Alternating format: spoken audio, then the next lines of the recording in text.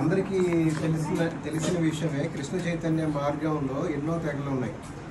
అది మొట్టమొదటిది భక్తి సిద్ధాంత సరస్వతి ఠాకూర్ గారితో స్టార్ట్ అయింది వచ్చి గౌడీ మఠం. గౌడీ మఠము అప్పట్లో ఏంటంటే భారతదేశం వరకే పరిమితమై ఉండేది, ఒక 64 బ్రాంచెస్తో. సో గౌడీ మఠాన్ని ప్రపంచవ్యాప్తంగా ప్రచారం చేయాలనే ఉద్దేశంతో భక్తి సిద్ధాంత సరస్వతి మహారాజ్ గారు చాలా సంవత్సరాల పాటు ఆ పని చేయగలిగేది ఎవరని చెప్పి ఆలోచించి ఒకరిద్దరిని పాశ్చాత్య దేశాలు పంపించడం కూడా జరిగింది. కాకపోతే ఏంటంటే వాళ్ళందరూ సిన్సియర్గా ప్రచారం చేయడానికి వెళ్ళినా సరే వాళ్ళ శక్తి సరిపోలేదు. అక్కడ ఉన్న ఆ కల్చరు, అక్కడ ఉన్న మనుషుల్ని తట్టుకుని వాళ్ళని భక్తులుగా మార్చేంత శక్తి వాళ్ళు సరిపోలే. వాళ్ళందరూ నిస్సాయంగా వెనక్కి వచ్చేసేవాళ్ళు. చాలా సంవత్సరాల తర్వాత భక్తి సిద్ధాంత సరస్వతి మహారాజ్ గారికి భక్తివేదాంత స్వామి ప్రభుపాదుల వారు కనిపించారు. అప్పుడు ఆయన చూడగానే ఈయన కనిపించింది, నా ఉద్యమాన్ని ముందుకు తీసుకెళ్ళగలిగే శక్తి సామర్థ్యాలు ఉన్న వ్యక్తి ఈయనే అని. ఇప్పుడు ఇక్కడ ఆశ్చర్యకరమైన విషయం ఏంటంటే కొన్ని సంవత్సరాల పాటు భక్తి సిద్ధాంత సరస్వతి మహారాజ్ గారు పర్సనల్గా ట్రైన్ చేసుకున్న శిష్యులే ఆ పని చేయలేక వెనక్కి వచ్చేసారు. అలాంటిది భక్తివేదాంత ప్రభుపాదుల వారు భక్తి సిద్ధాంత సరస్వతి మహారాజ్ గారిని ఆయన జీవితకాలంలో కలిసింది 3 సార్లు. ఆయన దగ్గర ట్రైనింగ్ అయింది కూడా ఏమీ లేదు. కేవలం ఆయన వాణి అంటే ఇన్స్ట్రక్షన్, ఆ ఇన్స్ట్రక్షన్నే ఆయన సాధన కింద తీసుకుని ఆయన భక్తి సిద్ధాంత సరస్వతి మహారాజ్ గారు శరీరం విడిచిపెట్టిన చాలా కాలం తర్వాత ఈయన అందరికీ తెలిసింది చాలా పెద్ద వయసులో, దగ్గర 70 ఏళ్ళ వయసు. ఆ వయసులో ఆయన వెళ్ళి పాశ్చాత్య దేశాలు కృష్ణ చైతన్య మార్గాన్ని వ్యాప్తి చేసి ఇస్కాన్ స్థాపించి వాళ్ళందరినీ కూడా తిరిగి భారతదేశాన్ని తీసుకొచ్చారు, భక్తులుగా మార్చి. ఇదంతా ఎందుకు చెప్తున్నాను నేను అంటే శాంత మహారాజ్ గారు తరచూ చెప్తుంటారు, దీక్ష కంటే శిక్ష చాలా ముఖ్యం అని. శిక్ష గురువు చాలా ముఖ్యము, ఉన్నే దీక్ష ఇచ్చి అయిపోవటం కాదని.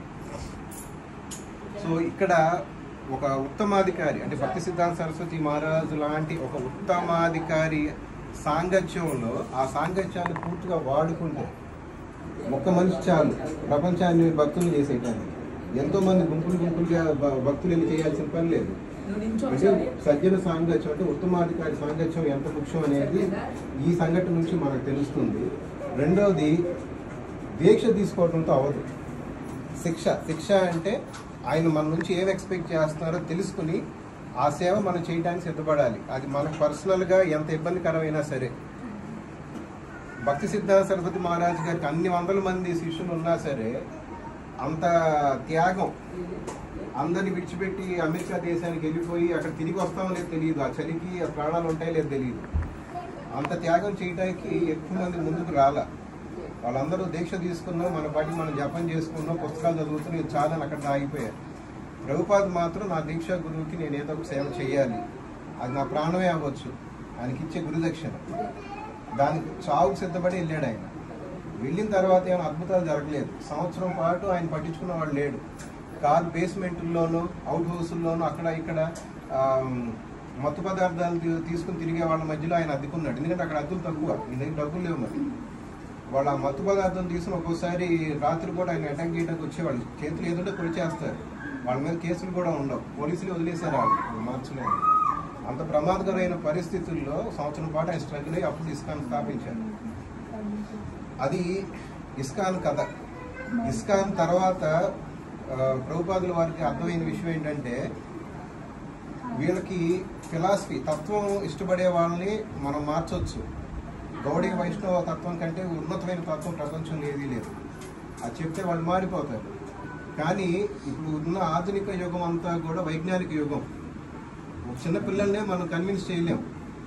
వచ్చి దండం పెట్టుకుంటే శాంత మహారాజ్ గారి ఫోటో కదా అది, ఆ ఫోటోకి నివేదన పెట్టి ఆయన ఎలా తింటాడని చెప్పి క్వశ్చన్ చేసే జనరేషన్ ఇదంతా. అలాంటి వాళ్ళని ఎలా కన్విన్స్ చేయాలి? దానికి ప్రభుపాద్ ఎందుకున్న వ్యక్తి ఎవరంటే శ్రీపాద్ మహారాజ్ గారు. ఎందుకంటే శ్రీపాద్ మహారాజ్ గారు అప్పటికే ఆర్గానిక్ కెమిస్ట్రీలో PhD చేశాడు. ఆయన సైంటిస్ట్. అక్కడ ఆయనకు అర్థమైంది ఏంటంటే ప్రచారం చేసే వాళ్ళకి సైన్స్ బ్యాక్గ్రౌండ్ ఉంటేనే అలాంటి సైన్స్ బ్యాక్గ్రౌండ్ ఉన్న వాళ్ళని కన్విన్స్ చేసి తేగలరు. దానికి శ్రీపాద్ మహారాజ్ గారికి ఆయన ఇన్స్ట్రక్షన్స్ ఇచ్చారు. ఈ గౌడీ వైష్ణవ సాంప్రదాయాన్ని విజ్ఞాన శాస్త్రాన్ని కలిపి నువ్వు ప్రచారం చేయాలి, రాబోయే యుగం నీదే అన్నారు. 20వ శతాబ్దం నీదే. తత్వం చెప్తారంటే ఎవరు వినరు, గుడికి రమ్మంటే ఎవరు రారు. వాళ్ళు వచ్చేది కేవలం కాలేజీలకి, లైబ్రరీలకే. సో ఇక మీదట ప్రచారం అంతా అక్కడే జరగాలి, మార్పు అక్కడ మొదలవ్వాలి, గుళ్ళో మార్పు మొదలవ్వదు. సో దానికి శ్రీపాద్ మహారాజ్కి ప్రభుపాద్ ఇన్స్ట్రక్షన్స్ ఇచ్చి ఆయన చేత భక్తివేదాంత ఇన్స్టిట్యూట్ స్థాపించారు. స్థాపించిన తర్వాత అక్కడ జరిగింది ఏంటంటే, ప్రభుపాద్ అన్నీ ఇచ్చేశారు కదా, ప్రభుపాద్ అన్నీ నేర్పించేశారు కదా, ఇంకా ఫర్దర్గా ఏముంది అనుకునే పరిస్థితుల్లో ప్రభుపాద్ శరీరం విడిచిపెట్టి కొంతకాలం ముందు శ్రీపాద్ మహారాజ్ గారిని పిలిచి, భక్తి రక్షక్ శ్రీధర్ మహారాజ్ గారని గౌడీ మఠంలో ఉన్నారు, ఆయన నాకు శిక్షా గురువు అన్నారు. అది చాలా ఆశ్చర్యకరమైన విషయం. ప్రపంచానికి జగద్గురు ప్రభుపాద్, అందరి గురువుకి ఈయనకి ఇంకో శిక్షా గురువు, ఈయన ఇంకో ట్రైనింగ్ ఇచ్చారంటారేంటి నాకు అని ఆశ్చర్యపోయారు. నువ్వు వెళ్ళి ఆయన దగ్గర నేర్చుకో కాన్సెప్ట్స్, ఆయన దగ్గర శిష్యరికం చేసి అప్పుడు ప్రచారం చేయమన్నారు. సో అక్కడికి మన భక్తిరక్ష శ్రీధర్ మహారాజ్ గారి దగ్గరికి వెళ్ళిన తర్వాత ఆయన ఇంటర్వ్యూ కూడా తీసుకున్నారు. సబ్జెక్ట్ ఎవల్యూషన్ ఆఫ్ కాన్షియస్నెస్ అని పుస్తకం కూడా వేశారు ఆ ఇంటర్వ్యూ. ఆయన శ్రీధర్ మహారాజు గారి అంటే నాలెడ్జ్ డెప్త్, జ్ఞానం లోతు ఎంత ఉంటుంది అనేది అప్పుడు చూపించారు. శ్రీపాద్ మహారాజ్ గారికి అప్పుడు అర్థమైంది ఎందుకు ఈ దగ్గర పంపించారని. అప్పటికే శ్రీధర్ మహారాజ్ గారికి ఒక బిరుదు ఇచ్చారు గౌడీ మఠం వాళ్ళు, శాస్త్ర నిపుణ అని. శాస్త్ర నిపుణ అంటే ఎవరికి ఏ శాస్త్రం ఏ డౌట్లు ఉన్నా శ్రీధర్ మహారాజ్ గారి దగ్గరికి వస్తే విపులంగా చెప్పేవాడు. ఆయనకున్నంత అవగాహన ఎవరికి లేదని. అందుకని ఇప్పుడు ఇంకా అర్థమైంది. ఈ సబ్జెక్టు ఎవల్యూషన్ ఆఫ్ కాన్షియస్నెస్ అనే పుస్తకం 2019లో, ఆ చిన్న పుస్తకం అది, 2019లో దాన్ని చదవటం మొదలు పెట్టారు. మొన్న కొంచెం అర్థమైంది నాకు. ఎన్నేళ్ళు? 2019 అంటే 6 సంవత్సరాలు, 6 ఏళ్ళకి కొంచెం అర్థం చేసుకోగలిగారు. ప్రభుపాద్ పుస్తకాలు చాలా చదివాను. భక్తిరక్ష శ్రీధర్ మహారాజ్ గారి పుస్తకాలు చదివాను, చాలా గౌడీ మఠం పుస్తకాలు చదివాను. అవేవి నాకు ఇంత కఠినంగా అనిపించలే. కానీ ఈ పుస్తకం అర్థం చేసుకుంటాక 5 ఏళ్ళు పట్టింది. ఈ ఒక్క పుస్తకం అర్థం చేసుకుంటాకి ఇంకో 10 పుస్తకాలు చదవాల్సి వచ్చింది. అంటే ప్రపంచంలో ఉన్న ఆధ్యాత్మిక శాస్త్రంలో ఉన్న సూక్ష్మాలన్నిటినీ ఆయన ఆ చిన్న ఇంటర్వ్యూలో పెట్టేశారు. ఇప్పుడు అంత ఇంటర్వ్యూలో ఆయన పెట్టాలి అంటే ఆయన లోతు, శాస్త్రజ్ఞానం ఎంత లోతు ఉంటే తెలుస్తుంది. అందువల్ల శ్రీధర్ మహారాజు గారు సాంగత్యం మనకి ప్రభుపాదు సజెస్ట్ చేసింది. ఆయన ఇచ్చిన ఇన్స్ట్రక్షన్ తీసుకోవాలి, మనం నచ్చి వెళ్ళడం కాదు. ఇది ప్రభుపాదు చెప్పారు మనకి స్పెసిఫిక్గా, ఆయన సాంగత్యం తీసుకోండి అని. సరే, మనం ఆ సైన్స్ అన్ని పక్కన పెడితే శ్రీధర్ మహారాజు గారు ఆయన మన పట్ల ఆయనకున్న బాధ్యత ఏమిటి, అంటే వైష్ణవుడి పట్ల ఆయనకున్న బాధ్యత ఏంటి, ప్రభుపాద ఎందుకు మనల్ని అక్కడికి వెళ్ళమన్నారు అంటే ఒకటే రీజన్, ఆయన కలియుగంలో శుద్ధ భక్తిని రక్షిస్తారు. కర్మమిశ్ర భక్తి, జ్ఞానమిశ్ర భక్తి అన్ని పక్కన పెట్టేసి శుద్ధ భక్తి అంటే ఎలా ఉంటుంది అనేది మనకి నేర్పించగలిగే వ్యక్తి శ్రీధర్ మహారాజు గారు.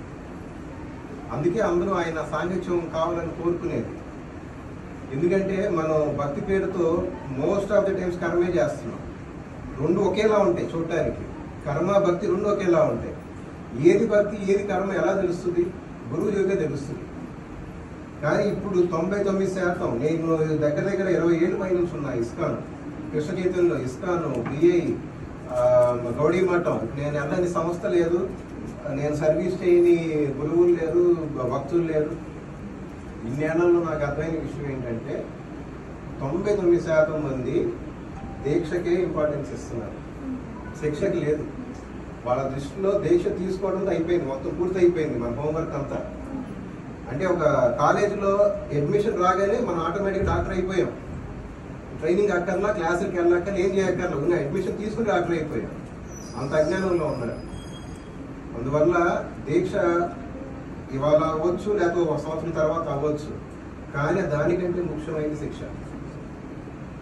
ఆ శిక్ష 2 మన శాంతమహారాజు గారు ఆయన లెక్చర్స్లో, ఆయన ప్రవచనాల్లో పదే చెప్తున్న 2 ముఖ్యమైన విషయాలు.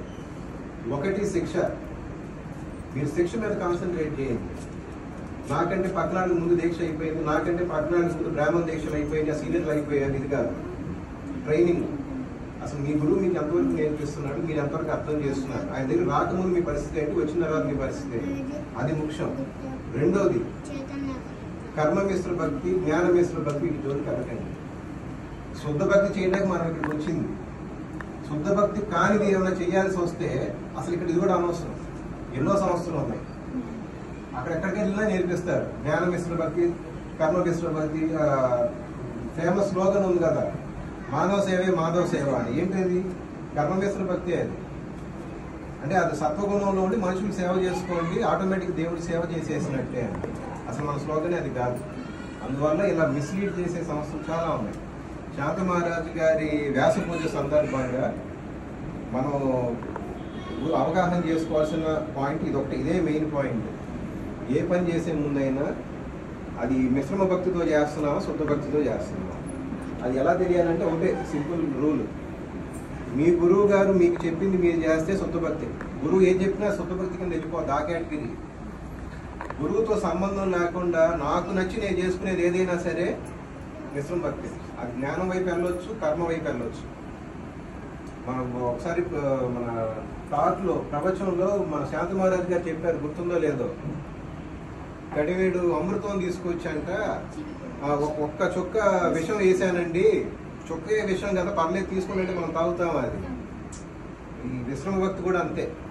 శుద్ధ భక్తి మంచి అమృతం పాయసం లాంటిది అయితే, కర్మ మిశ్ర, జ్ఞాన మిశ్ర అనేవి విష పదార్థాలు లాంటివి. అది ఉంది అని తెలిసినప్పుడు దూరంగా ఉంటుంది.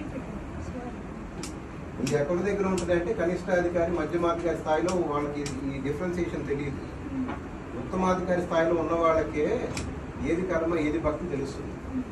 భగవద్గీత మనం చదివినంత ఈజీగా అది అర్థం చేసుకోవడం, చాలా ప్రాక్టికల్ ఎక్స్పీరియన్స్ కావాలి. ఆ ఎక్స్పీరియన్స్ గురు మహారాజు గారి ఆధ్వర్యంలో సాధన చేసే వస్తుంది తప్ప వేరే మార్గమే లేదు. హరే కృష్ణ.